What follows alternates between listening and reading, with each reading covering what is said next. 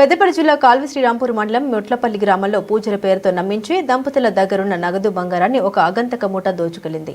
ఈ ఘటన ఆలస్యంగా వెలుగులోకి వచ్చింది. గత 4-5 రోజుల క్రితం మెట్లపల్లి గ్రామానికి చెందిన గోనలక్ష్మి రాజారాం దంపతుల ఇంటికి ఒక మహిళ వచ్చింది. ఇంట్లో సమస్యలు ఉంటే ఓ పూజారి సహాయంతో మీ సమస్యలు పరిష్కరిస్తామని నమ్మబలికింది. ఆ పూజారిని వెంటబెట్టుకుని వచ్చింది. ఆ పూజారి ఇంట్లో బొగ్గులు, పసుపు, బియ్యంతో పాటు ఇంట్లో ఉన్న బంగారం, డబ్బులు తీసుకొచ్చి వారిని పూజ చేసుకుని వచ్చి మళ్లీ తిరిగి మీకే ఇస్తామని నమ్మబలికి 80,000 నగదు, తులం బంగారం, చైన్, పావు తులం చెవి కమ్మలు తీసుకుని వెళ్లిపోయినట్లు బాధితులు తెలిపారు. కూసున్నది ఈరముట్టిది వచ్చింది. ఏమన్నా తీసుకుంటావా అంటే ఏం లేవు అని అన్ని ఒక ఏంటిదంటే ఇగో దాని దగ్గర లంచ దగ్గర ఇగో ఈ ఒక బోలుదో మీద ఉన్న చెవుల కమ్మలు, పొట్టు పిల్లల పాకెట్కి ఇవే తీసుకున్న, పైసలు ఇచ్చిన. మళ్ళీ అటు గూడెంలోకి వెళ్ళిపోయింది. గూడెంలోకి వెళ్ళిపోయి తిరిగి వచ్చి కొంచెం అన్నం పెట్టు అన్నది. కొంచెం అన్నం పెట్టమని వాళ్ళు పెట్టిన. ఇక గిట్లా మా ఆయనది ఖమ్మము, ఆయన భద్రాచలము.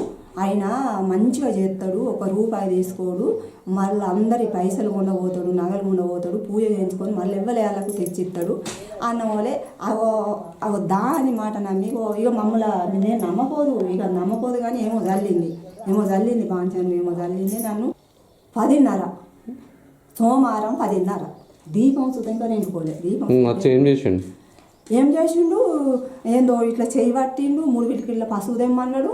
ఇక ఆ పసుపుని గిట్లా ఏందో గిట్లా బొట్టు పెట్టిండు, చెయ్యిని ఇడతలేడు. ఇక నేనన్న ఇంక ఇడిపించుకున్నా కానీ ఆయనది ఆ పెద్ద మనిషిది ఇడతలేడు. ఆ పెద్ద మనిషిది ఇడతలేడు. పావులెత్తు కమ్మలు చెవులై, 1 తులం సైను, 80,000 రూపాయలు అంతే. ఇక వాటినే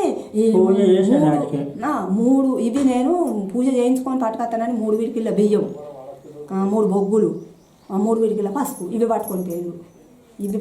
వీటిని పూజ చేయించుకొచ్చి ఇవి మీరు కూరలు వేసుకోవాలి, ఈ బొగ్గులు దోముకోవాలి, ఈ బియ్యం మీరు అన్నం వండుకోవాలి అని అవి పట్టుకొని పోయిండు. ఆడే పట్టుకొని చెప్పిండు. రామరెడ్డి అన్నాడు. నా పేరు భద్రాచలం అన్నాడు.